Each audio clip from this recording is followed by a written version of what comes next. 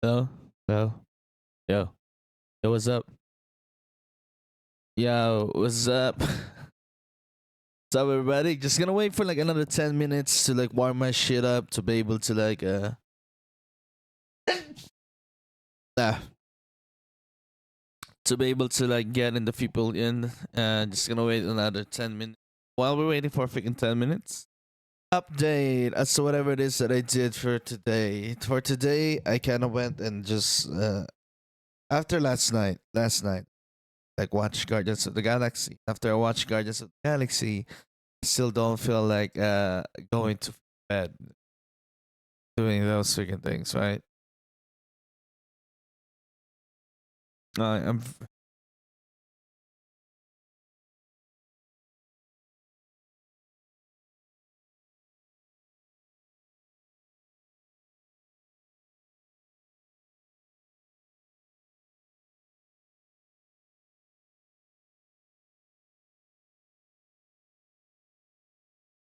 this is kind of freaking crazy. I'm looking at the bunch of freaking cockroaches that are just getting fucked. Like there's like freaking toothpick like injected into their freaking rectum, and there's this freaking machine that is pumping them with it. It's like going in and out of them, and they're very hyperactive as it is going on to them. Why? Why do I have this thing on my feed? What the? Yeah, bro. What the heck am I watching? Anyways, that was that. Uh, but anything else that I want to talk about? So afterwards, right? I just after I watch after I watch Guardians of the Galaxy, I went and it's go went for like freaking things, right? That somehow like I went and go back and just like, hey, maybe I'll just listen to one of the freaking playlists that I've like been listening to back in the freaking day that I'm somehow can't get enough of. Can't get enough of and then listening to now. Back in the day, I've made those freaking things, and now that I'm going back to it, now that I'm listening to it these days, it just feels like a time capsule. Feels like a time capsule, and it feels. I understand what I am back then. I kind of feel a little bit cringe as to what I was making back then, and was as to what I am now. Like I never thought I'd be able to like go to a freaking place or like go to a freaking position when I think what I made there was freaking cringe because I was like pouring my heart out when it comes to this freaking thing. So it's just a bunch of freaking playlists, but mostly it's just like trying to express my freaking feelings through these freaking songs. That's what I was like feeling back in the freaking time, back in the freaking day, trying to like get this trying to paint up image of myself, like trying to paint up the image of myself, just like putting it into this freaking playlist, this freaking internal workings going in there, thoughts and freaking things that I want to talk about, like images of myself, the things that I want to see by myself, um, dreams and fears, those freaking things, right? Dreams and fears, and somehow being able to like show in this freaking playlist, and as I play them in the freaking order, it just tells a certain kind of freaking story when it comes to it, and it's just manifestations of those freaking things, right? It's just me projecting freaking things like that. And when it comes to freaking things that we make, it feels like an expression when it comes to myself. And me expressing whatever it is that I'm going through during these freaking times. And when it comes to freaking movies, maybe it is an expression of their freaking creators, right? It's I don't know. When it comes to like freaking Guardians of the Galaxy Vol.2, it's probably an expression of a freaking fatherhood and what it takes to be what it actually means, you know? What it actually means to become a freaking father. What's the reality of freaking things? When it comes to freaking Guardians of the Galaxy, when it comes to like, as I see freaking Guardians of the Galaxy, I've seen most of the time, I've seen it as freaking family, right? Uh, it's the family that you choose to be with, but not the family that you are born with, you know? Like eventually, it's kind of like that when it comes to this freaking thing. They got to be gone into freaking situations when they got to be with family that they have. Starting off a family with the freaking people that you just meet. Yes, they're put in freaking situations where it's freaking difficult for them to be able to reignite things with the people in their freaking past, but it's kind of like that. Yeah, you start up with like people you kind of choose when they don't have to act to be.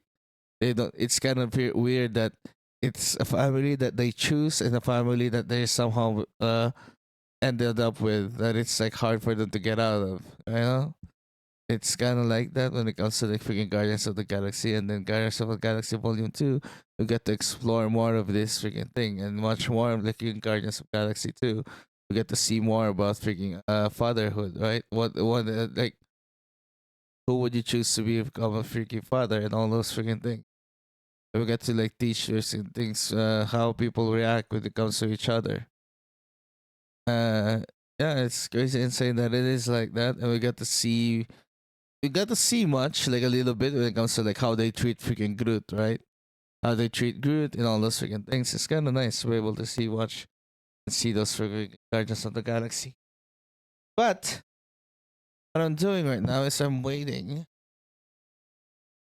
for my one viewer to come in, waiting for people to come into the freaking thing. Uh, Probably around 8, but it is like that. Mostly when it comes to art, was when it comes to that we make, it's just an expression of like whatever it is that we're going through, or like a kind of story that we want to say in an expression of what our things and thoughts are, how we see things. It's nowadays. It's like more like a nowadays kind of thing. Sometimes it does feel like that when it comes to this kinds of expression, but doesn't seem to be like it. Like, let me watch this one, which is like kind of like a lighter freaking tone because I just got off of freaking. I got off from tripping balls again. Zardo Hasselfrau. Zardo.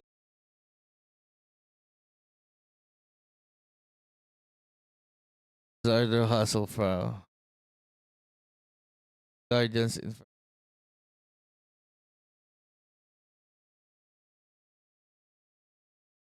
Dun, dun, dun, dun, dun.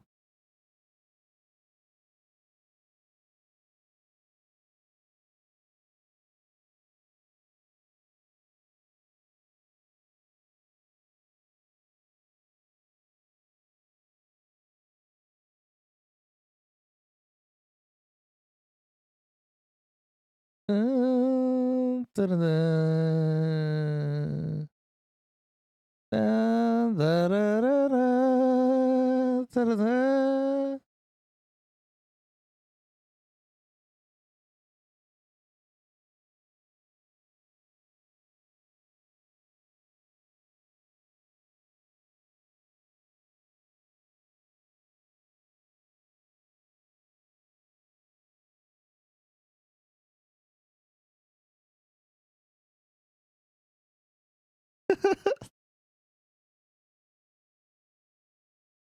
Yeah, this is.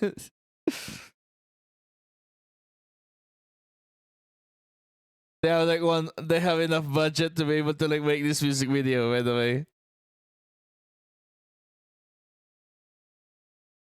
yeah, they have enough budget to make this music video.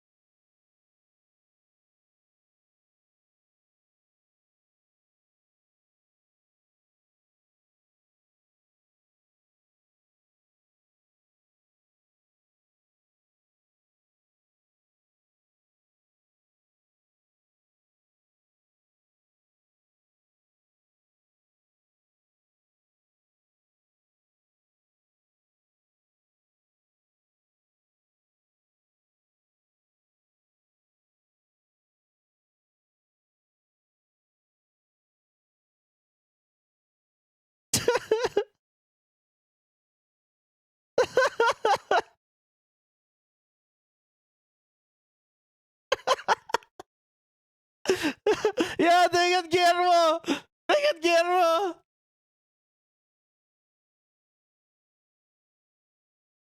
You finally see Guillermo in the Guardians of the Galaxy.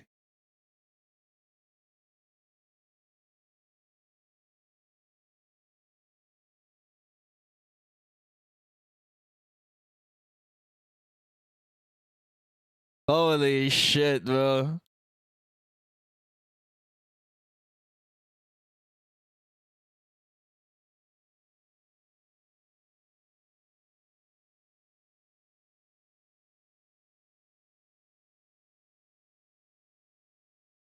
Yeah, Guardians.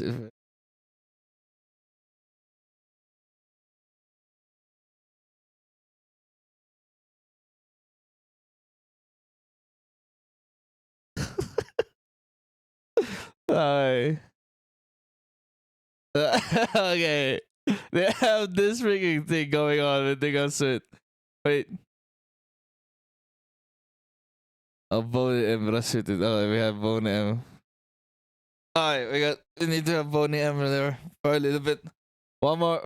Alright. Alright, that's about it. That way. That would be really good if we just sound tripping. But today we're gonna yap about Guardians of the Galaxy Vol.2. So that I'm gonna do my homework so that I'll be able to move on. Next to Spider-Man. Spider-Man Homecoming. Homecoming is the next one, right? I do believe Homecoming is the next one after like Guardians of the Galaxy Vol.2. I think it is. I think it is Homecoming. I do believe it is Homecoming afterwards. Yeah. Man, there's like a lot of movies in like Phase 3. If you're thinking Phase 3 is a lot, you should see Phase 4. If you're like thinking Phase 3 is a lot, like Phase 4 would be insane. Let's see. Phase 4. Phase 3. Phase 3, yes, after Guardians of the Galaxy. Oh. After Guardians of the Galaxy Volume 2, we're gonna have Spider-Man Homecoming. Spider-Man Homecoming after Guardians of the Galaxy Volume 2. I haven't uploaded our... I haven't uploaded what we needed. I haven't uploaded the thing on YouTube yet. I'll upload it later. Alright.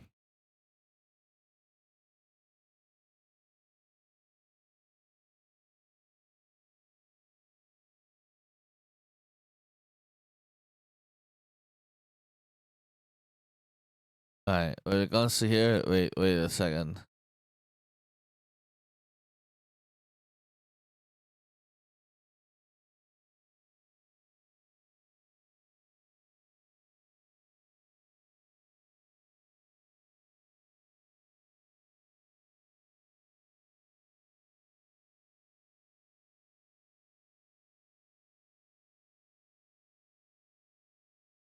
Wait. Let me just adjust things. Alright. And then we're gonna have some background music.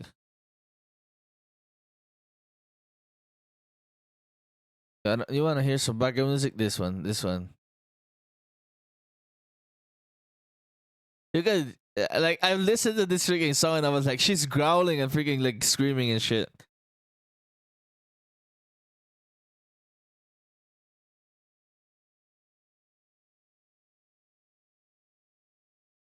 Is it?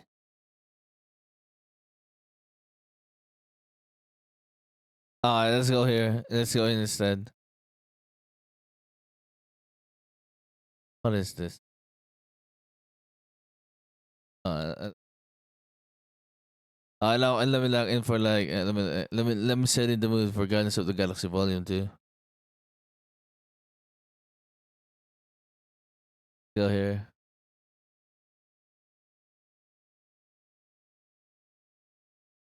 Alright. Alright, now that's so much better.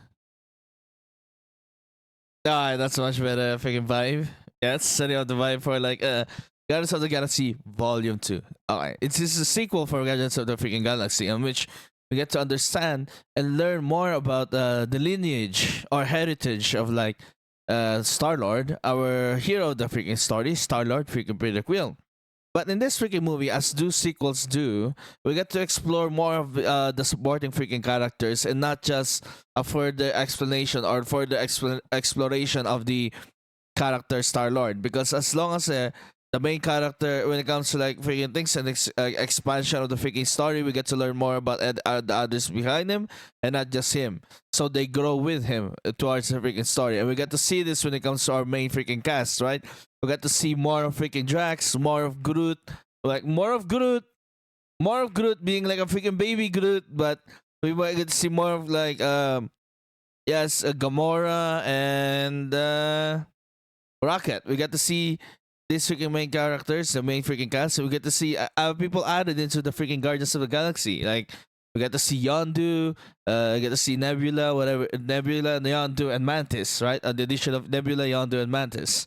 In this freaking movie, this is a personal freaking experience of mine. It's heavily impacted me when it comes to the first time I watched it because I having like daddy issues back in the freaking day. Uh, it comes to those freaking things, and it's kind of crazy, insane because the ending is still impactful for me. It's still hitting me as it was, as if it's still my first time watching it. Like watching this time around, I get to empathize more with freaking Rocket. When it comes to freaking whatever it is that's going on, I get to see more about freaking Rocket, about how he fucking does things. At the beginning, we don't understand why is Rocket doing this freaking thing. Like, why is he like this? But we understand now, like later on, as like Yondu dissects him and like completely reads freaking Rocket as to what he is. Right, this confrontation with Yondu and Rocket is insane. It's freaking beautiful, and it's a really good conclusion as to this freaking confusion that we started off in the beginning of the freaking movie. At the beginning of the freaking movie, we don't understand whatever this is going on. That's probably like something like deters off people from freaking watching it and kind of like turns people off because it's like, what's the point of these freaking people? It seems as if they were just like fighting for the sake of like having a freaking joke in the freaking movie. That's what it feels like when it comes to this freaking fights with the Rocket and freaking Peter. And it's kind of like that, right? And it seems that it is like that, but it does like goes to the freaking things like the Rocket stealing the batteries that they don't actually need or anything else. They just want to steal them because he freaking hates the people in the Sovereign freaking people, and they got the Sovereign like chasing after them and wanting to kill them all, and which is later on to be explored much more crazier in Guardians of the Galaxy Vol.2, in which you see much more crazy stuff about Rocket, man. Like Rocket is something, one of those crazy ass as I do say when it comes to a theory of mine, when there is like crazy ass character development, when the character development of one freaking character gets way too freaking much or increased in a way that it's very accelerated and very intense. The more intense and the more accelerated it is, the more this changed when it comes to like perception, the audience perception about a certain freaking character. It's either they turn into a villain, they turn into a main staple. Either they turn into the hero, main freaking cast, hero, villain, or they're gonna die. They're gonna turn into the villain, they're gonna turn into the hero, or they're gonna freaking die. If it's so freaking fast, if it's so freaking fast as to compare to the pace of how people are introduced or how the people are like being introduced and the normal pace of character development when it comes to everybody else in the freaking movie. And that's what it happens when it comes to freaking Rocket. When it comes to Rocket, it's kind of crazy and saying like that, but we do see it. We do see it in this movie, this freaking theory being fulfilled, as we do see in we see it in Nebula. We see it in Nebula. We see it in Yondu. The more they get the freaking screen time, the more they get developed. They get to be able to see it. They also in those freaking things, right? And Yondu freaking died because of like the character freaking development is way too intense.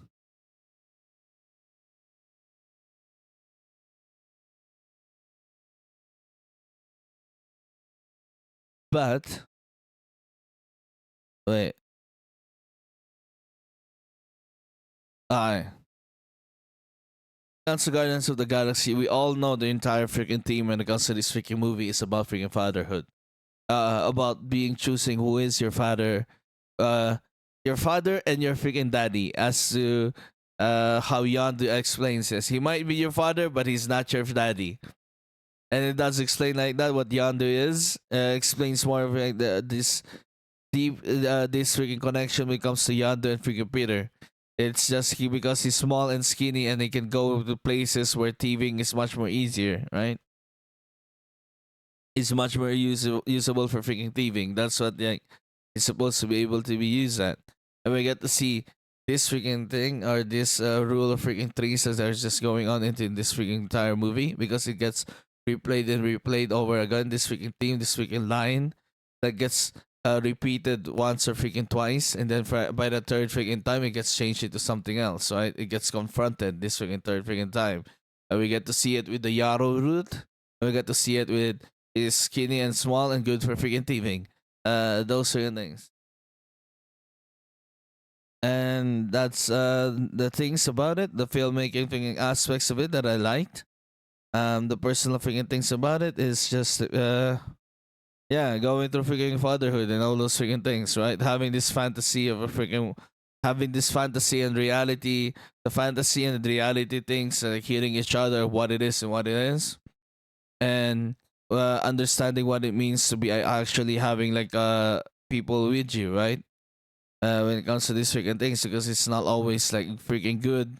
It's not always to your liking. It's not always to It's not always when it comes to these freaking things, it's not always to your favor, right? When it comes to interacting with the reality, when it comes to interacting with real freaking people, it's always about compromise and be able to be open with each other and be able to say these freaking things, and probably be able to understand this freaking unspoken thing between us, right?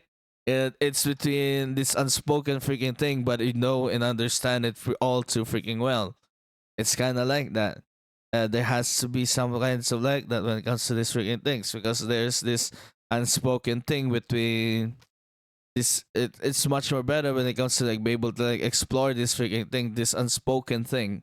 I was like thinking before, like last night, I was like thinking maybe it's about freaking fatherhood and how freaking people reach when it comes to being a father, but a deeper freaking level when it comes to freaking having something real from the freaking fantasy.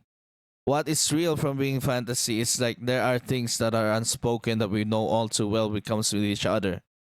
It's kind of like that, but there is nothing like that when it comes to freaking understanding this thing when it comes to ego and freaking Peter in this freaking situation or in this conversation, as to like whatever it is that they're having.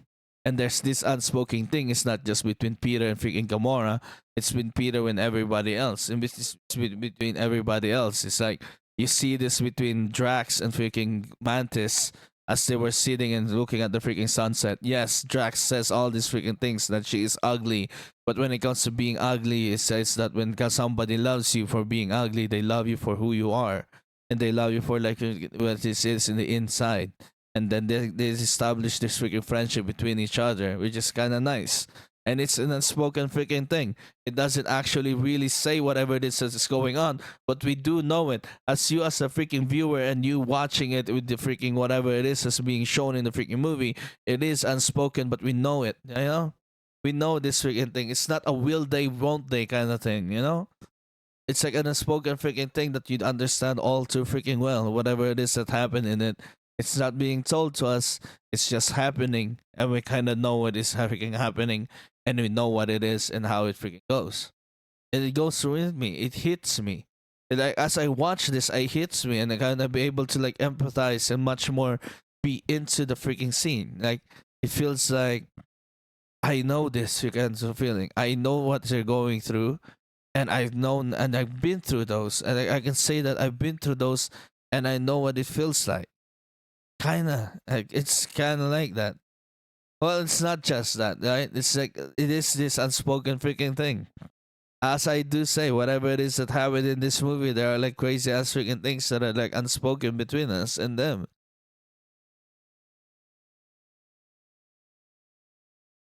Wait a second. Uh,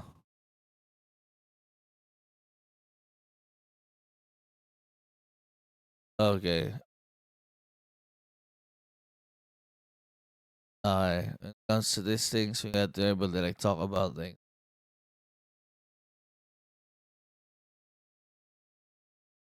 It's like that.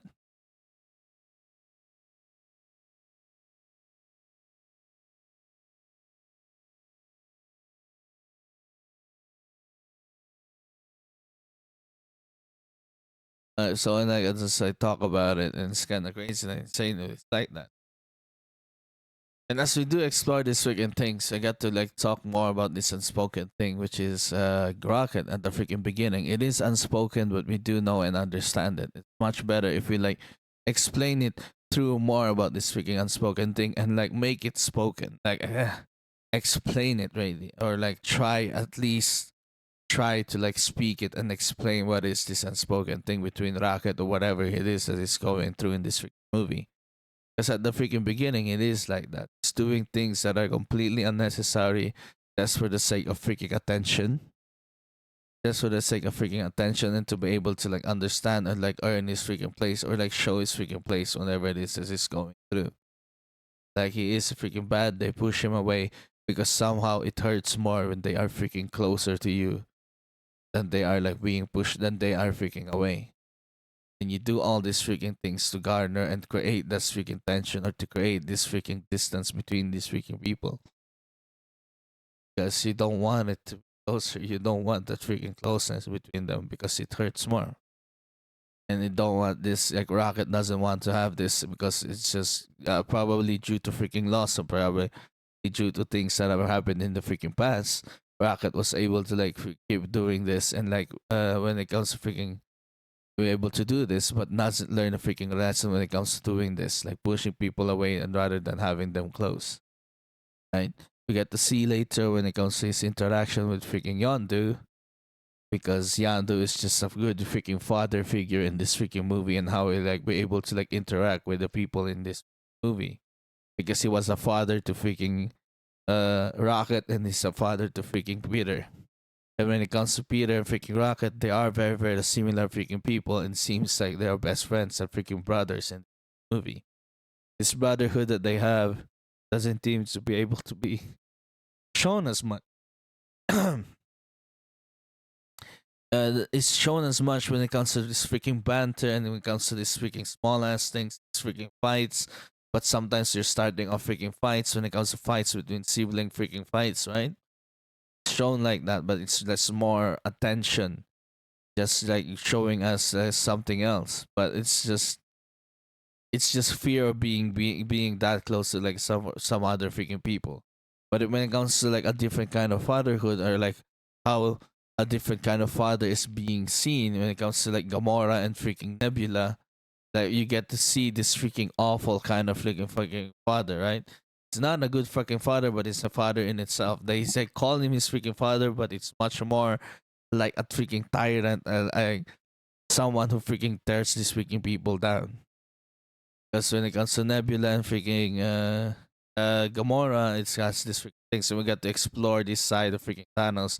Thanos being a father and Thanos being a father, it looks like it's freaking awful. And we get to see freaking Yondu and contrast to freaking Yondu and what Yondu is.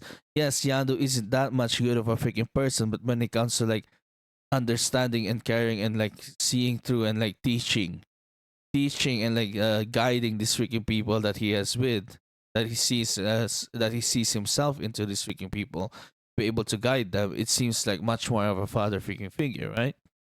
Because sometimes when it comes to these freaking things, all you need is a freaking guiding hand, but doesn't seem to be able to like teach you every freaking thing is a step of the freaking way. It seems that it's like that, but it seems to be able to like see these freaking things later on when it comes to the freaking flashbacks of like I don't use my mind to control my freaking arrow. I use my freaking heart, and like Peter be able to like control this freaking god in him, right? It's crazy, insane. It's just a good as freaking explanation as to what it is that is between in him and freaking ego, and ego being this you are a god, and that is ego in itself, right?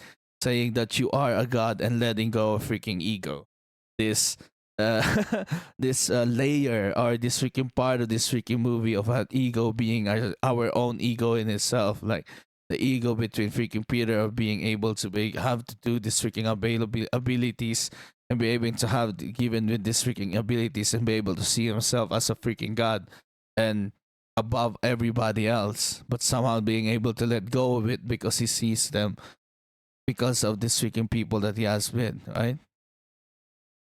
Because of his freaking family or like his found freaking family, he was able to let go of it and like be able to like see it and like show through it. It's kind of insane that we was able to let go of freaking godhood. That for a person like me, if I get to like, go in that freaking situation, I'll probably not let go of it, and that's why probably Peter is a freaking hero because of it, right?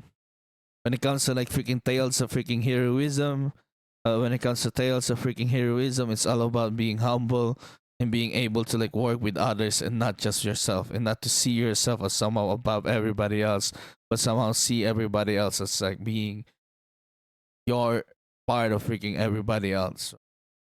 Like even though you are given all these freaking things, you have to somehow be able to like sacrifice this for the sake of freaking others. Sacrifice certain kinds of positions and be able to like put yourself into a much better but sacrifice a certain kind of advantage to put everybody else in a freaking position. It's kind of hard for me to explain because it's kind of like an unspoken freaking thing in this freaking movie. And this is me trying again. Let me repeat myself. This is me trying to explain or tell you these freaking unspoken things that are going on in this freaking movie, because we have this unspoken freaking thing, but I want to say it and I want to speak it to make it much more clearer towards us, right? Because I have nothing much more to say when it comes to this freaking movie, and I have to like yap about it because I do believe that I needed to be able to say these freaking unspoken freaking things. You know? Because it's much better. Because this unspoken thing is gonna be able to become stronger if we do recognize it and we're able to say it and recognize it in ways even not actually speaking what it is. Right? Even though it's been spoken and it's been broken and spoken by freaking Mantis as she touches freaking Quill and she says, you feel this romantic kind of love towards her. And you get to see Quill embarrassed as freaking Drax and Mantis are laughing the shit out of him and pointing at him. And this freaking cuts the tension. And probably if Drax wasn't there and probably not freaking laughing at freaking Quill, probably Gamora would like allow Mantis to freaking touch her and be able to explain that there is this thing that is going on between these freaking two. But it's not. And, you know, it's an unspoken freaking thing. Again, it's an unspoken thing between them, and it's much better if it's like not freaking spoken. This freaking exploration of ego and what ego is, because ego is just completely something like that, right? Full of himself. Being able to like understand that it's just somehow be able to like turn everything into himself and turn it to himself and not understanding there are the rest of freaking others that are freaking living in the rest of the freaking space all throughout the freaking galaxy on all throughout in the universe. Because he was somehow upset with how everybody was able to do things. I guess it's weird that it's like that, but it is. And being a celestial, I don't think that is what celestials are, because again, Eternals explore much more things about celestials. This is why I like Eternals, because it paints more, it shows more about the rest of the freaking universe of the freaking Marvel of the MCU, right? It gives like a crazy ass freaking power structure when it comes to freaking people and creates this freaking thing. Probably be able to create the freaking space where a person like Captain Marvel isn't so freaking overpowered. Things like that, right? It like completely balances the freaking power structure, but it's just wasn't executed. Probably not executed very well. I don't know how or why. It's not, because it doesn't seem believable whatever it is that people are going through. But when it comes to this freaking movie, it is believable whatever it is that they're going through, except the beginnings, the first freaking parts until they were like going to leave and go for ego. Until those freaking parts, the freaking beginning was freaking rough. because we don't get to see much more of like motivations as to whatever it is going through, because it just feels just like a bunch of freaking jokes and all those freaking things going on. But we do get to see it when it comes to Gamora yelling at freaking Quill and Rocket when it comes to this dick swinging contest that they have, right? Yes. I got this pissing contest between them, in which everybody else was like almost freaking died. But overall, it's freaking Rocket's freaking fun about it. When it comes to like Quill's thing with freaking Rocket, it doesn't seem that it is like that, right? Because as they do see in the freaking funeral, when Rocket was saying, "Oh, they still came," even though he was yelling at them and yelling, screaming, and like throwing shit at them. Even though he like stealing batteries that stealing batteries that they didn't need, and it was like, of course they will. You know? Coming from Quill is gets crazy, insane, man. It's that scene that's somehow still hitting me until freaking today. Even after sleeping it off and like reminding myself and putting myself and going back in there, it's like crazy insane. What has the raccoon always got? What? Wait, let me look. Oh my god, I'm so sorry. Just yapping and it comes. Oh shit. Can see chat. Wait, the screen is too small. I can't look at it. Wait a second.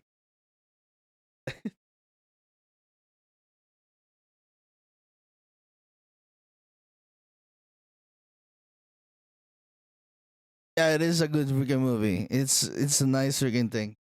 There's like a lot of unspoken freaking things about it. Yeah, as I talk about it more, it's much more like insane, and then like I'm running out of things to say about it. What the heck? Uh, Raccoons are always known for stealing things because they got small hands. Well, I thought when it comes to freaking raccoons, they like go to freaking trash cans, man. Like it's been portrayed as if they like stealing things when it comes to freaking cartoons and freaking media, right? But like in reality, like they're they're more like trash pandas, as they as said in the freaking movie. And trash panda.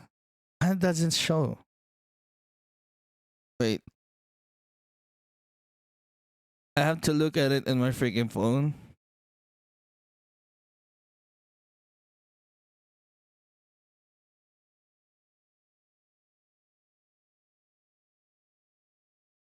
They're cute stealing things. They are. They're small and skinny, and they're good for thieving.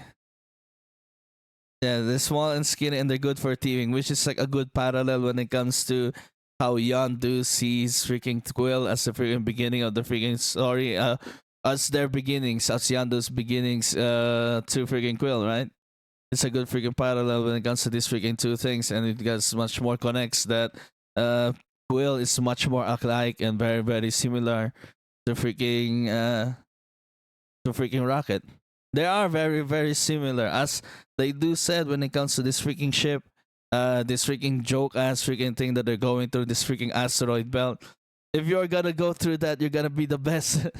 You have to be the best pilot in the galaxy. And it was like, lucky for us, I am, and I am when it comes to this freaking things, right? They're really good freaking pilots. They're small and like good for freaking thieving. Like Yandu sees them, like Yandu was like kind of like a good freaking father to them. It's kind of like crazy insane. It was like that. And we got to see more of it. That this father freaking theme on this freaking thing when it comes to like that's very freaking obvious when it comes to Groot, I guess, like having a baby in freaking battle and everybody like acting like showing their freaking parent side as they like approach freaking Groot. It's kind of nice to be able to see that, right? Like somehow when it comes to it seems like an excursion or like an outing or like a bonding freaking moment when it comes to these freaking battles. Like these freaking battles somehow like can be treated as like a picnic in the freaking park. for these freaking people, like some sort of like an event for a family event. Seems like it's like that, and all this freaking battle seems like whatever it is that are conversations and like interactions between other people. Yes, it's kind of is, huh? It kind of is. Yes, it does show like it is like that when it comes to this freaking two. When it comes to this freaking two and these freaking parallels, these freaking unspoken things that are in this freaking movie. These unspoken things, but we know it. But once we freaking know it, or once it's freaking said, the ratings will freaking go down. So it has to be said by other freaking people explaining it. And somehow, this is it's freaking funny. It's nice. It's great. It's fun. The fights were like so freaking cool. One of the coolest fights or the coolest freaking scenes was like Yondu obliterating the rest of the freaking Ravagers. This this freaking harrowing scene that I've seen when it comes to like it still disturbs me. These freaking people being thrown out into freaking space when they were like throwing things out into freaking space and throwing things out in the space like the rest of the freaking crew when there's a freaking mutiny in the freaking Yondu's crew. Like who? Yondu or Rocket? We got to see more of him. We got to see more of him. We got to really explore more of him. Yondu. Yeah, Yondu. Yondu. We got to see more. This freaking Yondu is unique to itself and unique to the freaking movies. And yeah, I wish we get to see more, man. The Michael Rooker going freaking crazy. It's Mary Poppins. It's insane that like he has like that. He ends up making memories when it comes to his freaking pop culture references, which is holy freaking shit. We'll see more Rocket. Mary Poppins, y'all. Indeed. Probably like freaking flashbacks. No. And like, how would you like interact with like freaking? Like, probably the only way we get to see more of Yondu is through a flashback, but nothing much else in there. His character development was so freaking fast, and we needed more. Like, there's gonna be way too freaking more of the freaking cast in the main freaking cast. Like, they needed somebody to die. That's freaking Yondu. Anything else that I need to like talk about? Freaking things. As I like, talk about it, it's kind of insane that it's like that, right? There's many things that are spoken. Like when it comes to like Nebula and Gamora, that is freaking insane. We get to see more and explore more about these freaking things, unless they like have this thing between them. It's kind of stupid that they never were able to like actually talk with each other when they were being raised by Thanos. Yes. That's one of his actor, Kraglin. Kraglin was able to like take over the mantle of freaking Yondu. We're able to like wear the freaking fin. We get to see this in like volume 3. We get to see it in volume 3. This freaking exploration of like Kraglin. Kraglin is nice. Uh volume 3 is insane. It's really good. But it has to cut off like parts of freaking Rocket. It's funny. It is funny. Kraglin and freaking Cosmo. Cosmo and Kraglin's interaction in volume 3.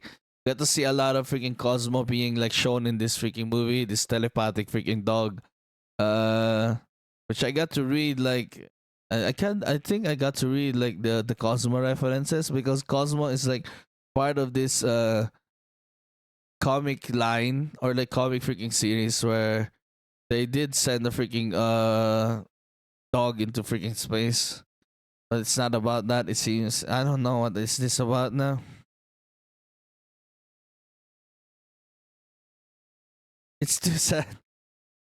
Like, when it comes to volume 3, it got me sobbing in the freaking theater, man. I thank God there was like not a lot of people in the freaking movie.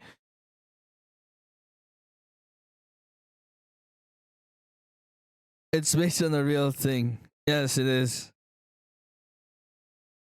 Yeah, it's based in the 80s and 90s. They did. But the dog is like actually there was like no way back for that freaking dog. So let's just hope we just went into the freaking the collector freaking took the dog.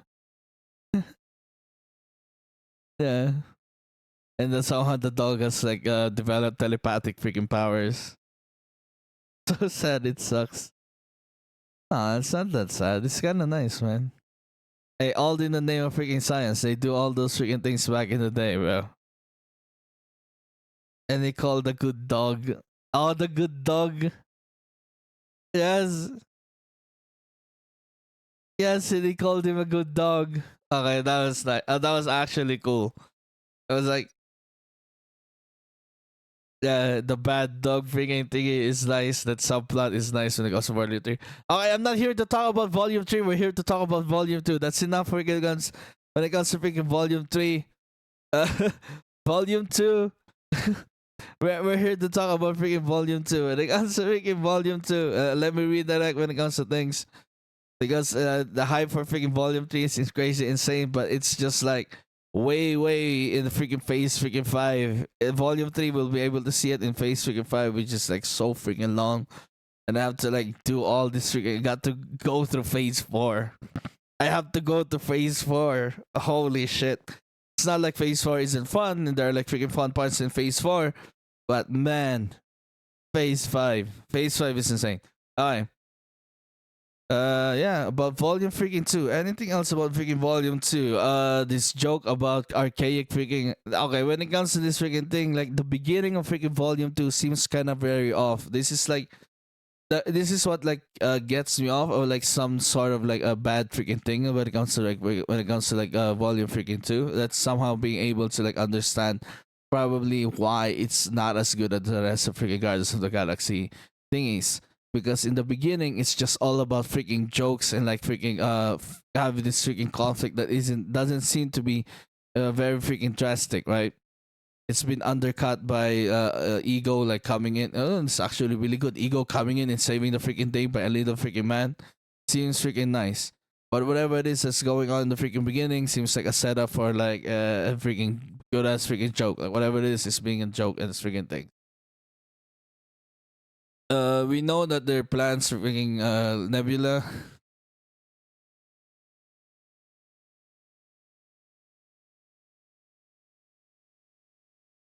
Yes, they wanted it to be more freaking comedy, but it's just kind of good. But it's just completely more comedy that it's just completely you're like you don't know what kind of everything is going on. But there is like understanding, like a third freaking time like watching it. I do understand it, but the third freaking time I'm watching it.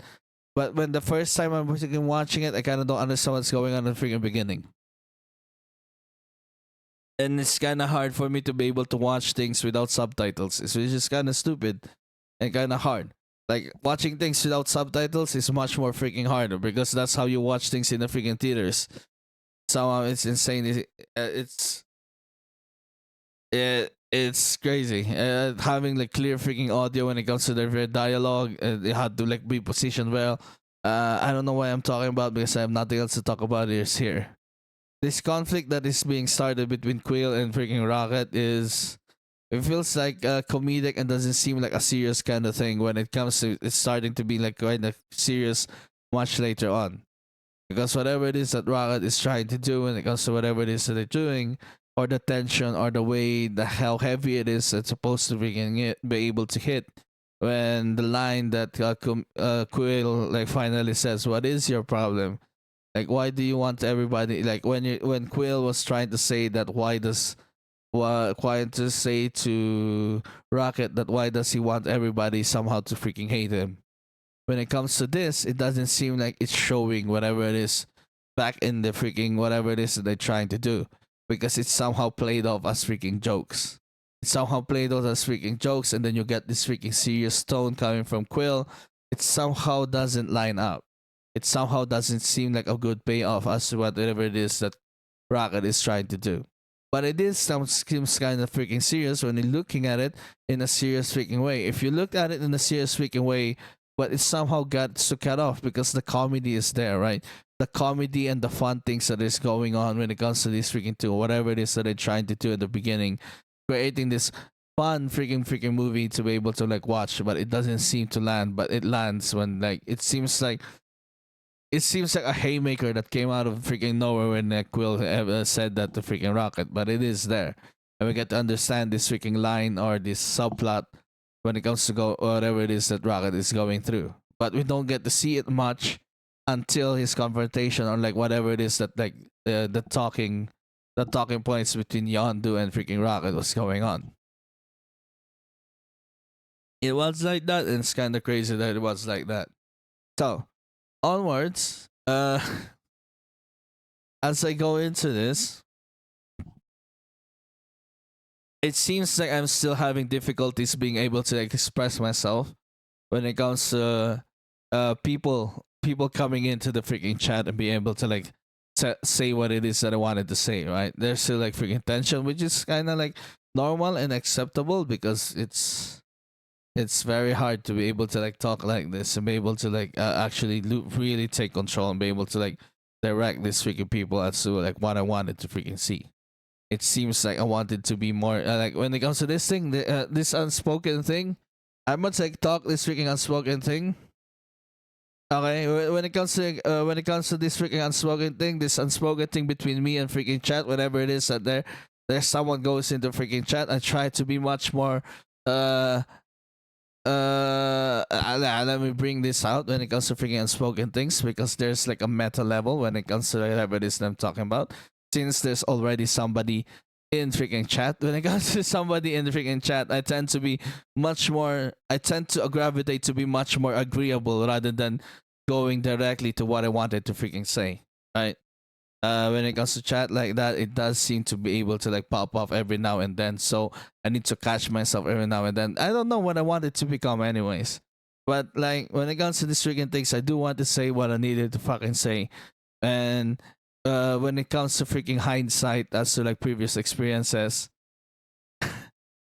yes, when it comes to freaking previous experiences, like I do regret it when I tend to like bend to the wheel of freaking chat or like tend to be able to not be myself when it comes to like having chat and freaking things because past experiences does happen and it did like have those freaking things. So that is this unspoken thing of why it seems like there's a tonal shift when like Chris came into the freaking chat. Anyways, onwards to freaking Guardians of the Galaxy, as what I was saying when it comes to freaking Rocket, it is like started off as freaking awful, but it's not very strong. Like the way whatever it is that Rocket is going through doesn't seem to be very strong in the freaking beginning, but later on was revealed to us through this conversations with freaking Yondu, and then we get to see it like flower and bloom at the very end of the freaking movie. And we get to see that there. But it is due to the freaking comedy aspects of the movie. We don't get to see that much in the freaking beginning as to how serious we should take whatever it is that's going on with Rocket.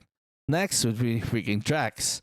Drax like is crazy insane because he derives from a culture that is so completely different from whatever it is that what Quill is or Gamora is or what everybody else is. But somehow when he speaks truth and it's more direct when it comes to these things. And when it comes to Drax, it doesn't seem like you'll get things that are just unspoken things when it comes to freaking Drax, right? When it comes to Drax, you don't it somehow it shows that you don't get this unspoken thing with him, whatever it is that's going on, because he doesn't understand metaphors. It goes over his head, but his reflexes are way too freaking high. He'll freaking catch that freaking metaphor. Damn right he will, because he does. Okay, and so Drax, the exploration when it comes to Drax and this freaking unspoken thing, we get to see it through freaking Mantis. Through freaking Mantis, we get to see this freaking power of being able to empathize and be able to feel other people's freaking feelings. And we get to see that when it comes to this freaking beautiful freaking scene, and it's kind of nice to be able to explore that with Drax and Mantis. Like Drax being this direct to freaking Mantis, like you're like thinking there's just no other thing. There's nowhere there's like something that he doesn't like speak of that somehow we're able to feel. But somehow when it comes to him, just staring at the freaking sunset, staring into the freaking horizon, We do not understand it yet until freaking Mantis like touches freaking Drax, and we get to see this freaking rush of sadness go through freaking Mantis as she goes through it. It's kind of freaking beautiful, knowing that Drax is kind of like that. That Drax is feeling grief and freaking huge amounts of freaking sadness for his daughter and freaking wife. It's beautiful. It's like that when it comes to Drax, and we got to see more of freaking Drax later on. It's just nice to be able to see him. I know he's just there for freaking comedy, but these freaking moments just makes the freaking movie for me and makes it much more freaking better. And then we get to see freaking Gamora. Through freaking Gamora, we get to see a lot of freaking uncertain things through freaking Mantis, right? When Gamora was fighting Nebula, we got to see this freaking conversation between them, which is kind of very direct, as they were like very direct in these confrontations that they have. After saving Nebula from an exploding freaking ship, and Nebula still trying to kill her, and all this freaking conversation of wanting to win. You're the one who wanted to win, and I wanted the freaking sister. Though that fucking hit, because like understanding how they were being up, their upbringing through freaking Thanos, like they were there to just fight each other, and like every time Nebula loses, she gets a so and so called upgrade, which is like, what the hell is this freaking upgrade? It's kind of like she's being turned more into freaking Gamora, which is kind of like freaking stupid and kind of insane. Supposedly turned more into freaking Gamora, like through freaking cybernetics and implants, into freaking upgrades. Upgrades, ladies and gentlemen, upgrades. All right. Yes. And after that, we get to see this. After that, we get to see this part where they see this massive amount of freaking bodies, like so many freaking bodies underneath the freaking castle, underneath the freaking palace, and we get to see whatever it is that Gamora was trying to feel afterwards. Because after that, she gets to confront freaking Mantis, and Mantis getting to be able to like touch Gamora and be able to explain that Gamora has freaking fear. We never get to see fear from freaking Gamora. We don't get to see these kinds of fear from freaking Gamora during this freaking time. And we get to see it after freaking this interaction with like freaking Mantis, and we're able like, oh shit, she's kind of actually freaking scared for whatever this is gonna happen to freaking Quill, because there is this unspoken freaking thing between Gamora and freaking Quill, right? It's unspoken thing, but we know it, and we kind of know it already, but it's kind of hard to be able to explain. But when it comes to this freaking thing, it is freaking unspoken, and I won't like freaking speak it because the ratings will fucking go down if I do speak this freaking unspoken thing. And actually be able to like tell.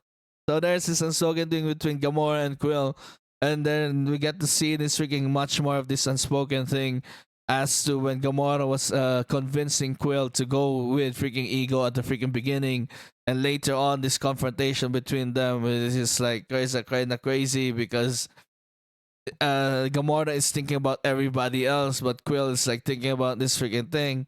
When it comes to this fantasy and kind of reality, kind of like going on. I don't know. Wait, this freaking thing, this unspoken thing. They were like dancing, and then they got into a freaking fight, in which they were able to say that this freaking fantasy and reality thing is. And when it comes to this freaking fantasy, what's differentiates of fantasy and freaking reality is what feels real is because of these freaking unspoken freaking things. These things are what makes things freaking real. Like for me, like somehow it is that's the difference between this fantasy of him, the fantasy of freaking Ego being like a good freaking father and being the perfect freaking father for Quill, when it is in reality there's this unspoken thing between everybody else. Yes, Mantis outs Quill with its freaking love. But that is a freaking thing, right? That's the freaking thing that somehow brought down the freaking ratings between this tension between Quill and freaking Gamora.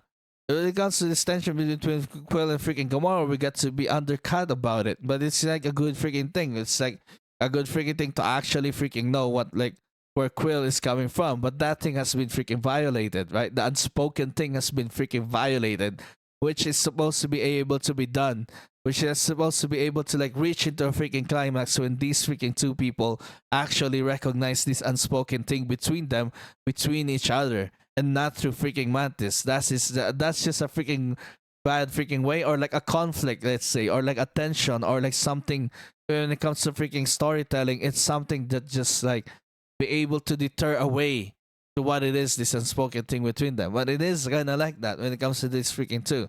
But it has to be uh, said between each other, and it's kind of nice when like later on in the freaking movie they do recognize it, right? But they never still say it. And then later on, when it comes to freaking Volume 3, and when it comes to Volume 3, and then Infinity War freaking happened, they were never able to recognize this freaking unspoken thing between them, between each other. And then it was completely freaking lost after Infinity War because freaking Marvel, that's the freaking part of freaking Guardians of the Galaxy that got ruined because of like other freaking franchises, right? Because freaking Infinity War, there's like crazy ass things that were like completely ruined there. Yeah, because of freaking Infinity War. There are like a lot of things that got mixed and jumbled up because of freaking Infinity War, man. Like one of those freaking things is probably Guardians of the Galaxy got a freaking huge hit, but still be able to like come back when it comes to like crazy ass storyline changes when it comes to those freaking things. Yeah, Volume 2 was like a good. Yes, sir, that was crazy. Yes, indeed. Crazy indeed. Um when it comes to these freaking two, like yeah, Infinity War and Endgame like completely changed a lot of freaking things, and it's kinda like uh, uh, it's kinda hard not to be able to do that. But like I guess that's part of like being a Marvel director, or like somebody who like takes on a Marvel freaking project, you know? You have to like take on these freaking challenges. You already have the challenge of making a good freaking story, but on top of making a good freaking story, you have to freaking sell freaking you have to like create a convincing freaking advertisement for freaking merchandise, and to have like get people engaged towards a freaking thing, which is like already creating a good freaking story. But on top of that good story, you have this freaking notes about everything else that somehow connects it with the rest of the freaking universe, to have this kind of crazy ass continuity that you have to freaking work with as you go into it, right? Which is probably not a lot of people can be able to do. It's just hard for people to be able to do. Yeah, some of the shows were after the game. Indeed.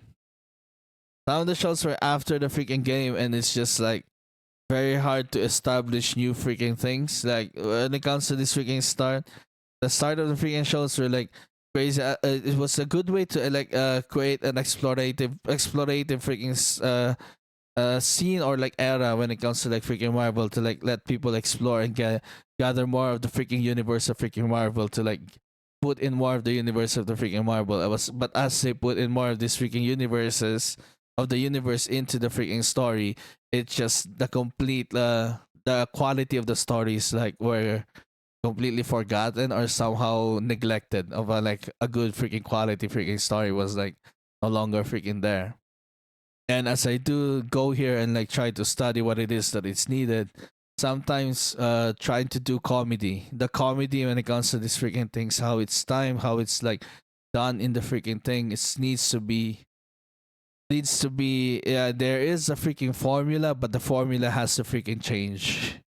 It was a formula, the formula was like put freaking comedy into freaking things, but like how the comedy is put is needs more attention, and needs more attention and needs more articulation as to like how the comedy is supposed to be done. And that's probably the wrong thing about it, how the comedy is supposed to be done, how it's supposed to connect to the rest of the freaking world, how it shows the connection to the rest of the freaking world, and not just to freaking expect uh and not just to blatant explanation. And sometimes when it comes to these freaking things, we kind of forget the freaking history of what is brought up in the freaking past when making things. Like Ironheart like completely neglects like what Iron Man freaking did. Like the freaking dialogue in there just completely neglects his freaking heritage. Like they completely neglect the movies that has come in the freaking past, and like completely neglect and like completely forgot their freaking existence. Where the rest, where somehow when it comes to watching these freaking things, you are expected to be able to know all of these freaking things, and then you get to see these freaking things. It's very kind of obvious because the fan base is like that, right? The fan base is there. Yes, the Thor Ragnarok was a good freaking example, but later on, this freaking formula again of how like they did the freaking comedy was kind of like got they weren't able to like do it again, you know? Like when it comes to Thor Love and Thunder, they weren't able to like do this freaking thing that they did in freaking Thor Ragnarok. Because Thor Ragnarok like completely changes freaking things. Yes, it brought a lot of freaking comedy into the freaking Thor series. Completely changes what Thor is and what Thor could be. Yes, they and people hate Thor Love and Thunder, but I enjoy Thor Love and Thunder, but Thor Love and Thunder needed more that seriousness that Thor should have been have. We forget. No, we do not forget that movie. When we take all the good with the bad, and right now we're taking all the freaking good when it comes to like I'm on freaking phase 3, man. Phase 3 is like all the freaking good and the greatness of freaking Marvel. But later on, we get to see the flaws and like how it's executed and the freaking mistakes that it has been done. And I don't know why. Maybe because of freaking COVID, or maybe because people are just tired of freaking Marvel superheroes, or maybe because the boys just completely changed the landscape of superhero movies and just completely uh, gain a freaking new freaking standard as to how superheroes are be able to see, be able to take like a much more darker tone and much more serious freaking aspects when it comes to these freaking things. To be able to see those freaking things when it comes to the Marvel things, like Marvel doesn't seem to want to go to that freaking direction as the voice has done. 4 to 6 is 4 is good. Like 5 is kind of interesting. 6 we don't know yet. Yes, 4 to 6 is interesting because only the time will freaking tell how great it's going to be. But it's kind of like that. Yeah. For me, like, there's like example of freaking The Boys, where The Boys was able to do it because The Boys got so freaking popular when it comes to like the superhero genre, and it seems to be what is freaking good these days. Like today, it seems to be what is good, but it's just not. It seems to be what is good. What's going on whenever it comes to when it comes to superhero things, and yeah, it's yeah, that is the competition now. That is what is the best of like a Marvel series. A lot of freaking different directors, but the directors like it's just a matter of how they freaking handle it. They may be like really good in themselves, but then on the freaking Marvel environment, it's like completely different playing field. It's like a different completely playing field when it comes to be able to handle and undertake a Marvel freaking project because of the freaking notes and whatever it is that they needed to do. And sometimes compromise and be able to like be the director needing to be flexible when it comes to like notes coming in and out, and when it comes to like changing the freaking story of what the story they wanted to tell. It's kind of very hard to be able to be flexible and still be able to tell a story that you wanted to be able to like tell or like say. Sometimes like to be able to like undercut, sometimes due to freaking things that they wanted to be safe, because like sometimes it is like that, right? They don't want it to be very edgy, they don't want it to be very freaking political, they don't want it to be to this to that, because sometimes you need to really push the freaking pedal to be able to like drive a freaking concept into the viewer's freaking perspective to towards the freaking viewer. And sometimes you needed those freaking things because it makes things freaking fresh and no longer yeah. Sometimes it is like that, sometimes it's just trying to be more than what it is, and sometimes the way the direction of like how things are wanted to become is just like completely different from what it once was, because it's always going to be compared back into the freaking like ah. It's just freaking hard for like these freaking directors to be able to like do projects, man. Anyways, as they do it, that's about it. David Hasselfrau. David freaking Hasselfrau. It's nice. It's great. But like got a lot of freaking people coming out of freaking Marvel and like making actually the bangers of freaking movies, which is kind of nice.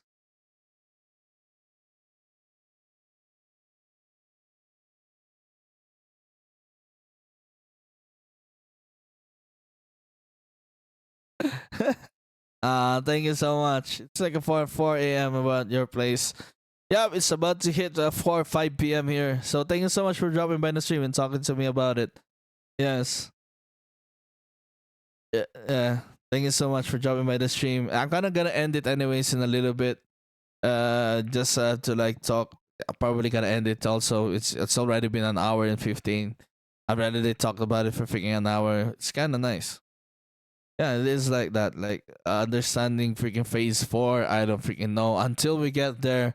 All I have are freaking assumptions. All I have are freaking assumptions, and I try to stray away from like a lot of freaking articles as to why this is bad. But it's probably much better as I read these freaking articles. If I read or watch freaking other people's opinions about it and agree and probably disagree when it comes to whatever it is that they have to say, to have like a much more wider or a much more clearer perspective when it comes to like freaking Marvel and like where it went wrong or what like how what it has gone wrong when it comes to it.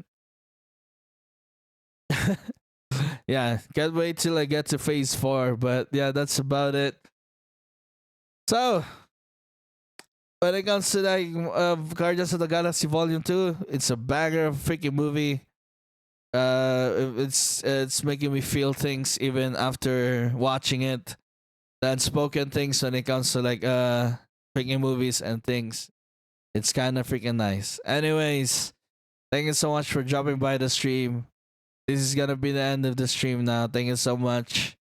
Yeah, thank you so much for listening to it. And yeah, goodbye.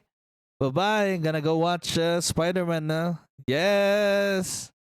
Bye bye. Watching Spider Man. Gonna watch Spider Man. Tom Holland. Woo! Yeah. Homecoming. I'm watching it in order. I'm watching the things in order as to their releases. Not like in a chronological order due to their in the freaking universe, but based chronologically in their release. Yes. So the next one is Spider-Man Homecoming. Okay. Bye bye. Bye bye now. Say bye bye. Bye bye.